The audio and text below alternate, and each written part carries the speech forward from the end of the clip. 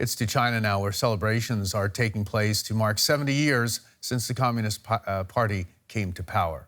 President Xi Jinping attended a wreath-laying ceremony on Tiananmen Square to remember the millions of people who died in the civil war that ended in communist rule.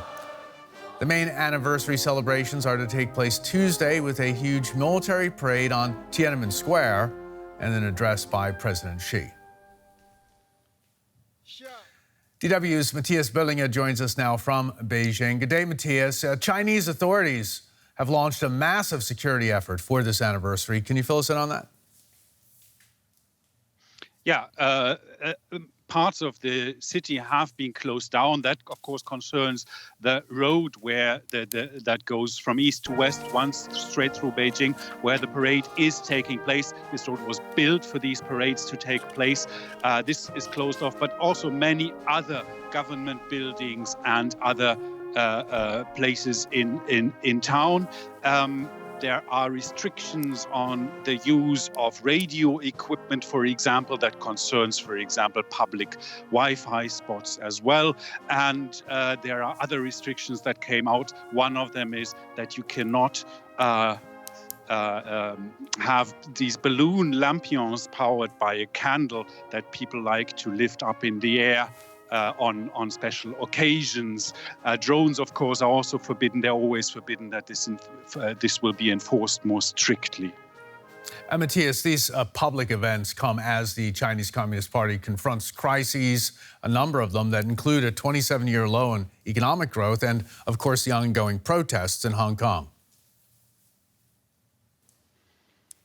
Yes, this is true. The Communist Party has built its legitimacy, what it sees as its legitimacy, on nationalism during the past 30 years, as obviously communist ideology does not really match the situation on the ground in China. So these parades, these nationalist displays of power are extremely important to the Communist Party. The military force, the rise of China as a world power is the story that they are telling the population, that they are telling the population to be proud of. And of course, there will be little mention of the economic problems, the trade dispute, but also internal economic problems, debt, etc., slowing growth. And of course, the Hong Kong protests have been censored carefully during the whole summer, but especially in the past days. Matthias, thanks so much for that from Beijing. Those commemorations will be underway for a number of days. Thanks so very much, Matthias.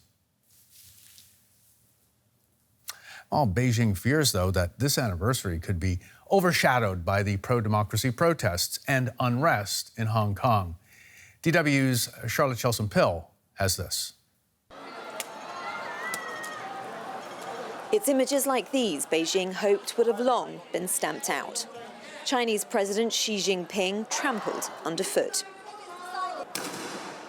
Instead, mass demonstrations have dominated the countdown to the 70th anniversary of the People's Republic of China. These protesters are in no mood to celebrate.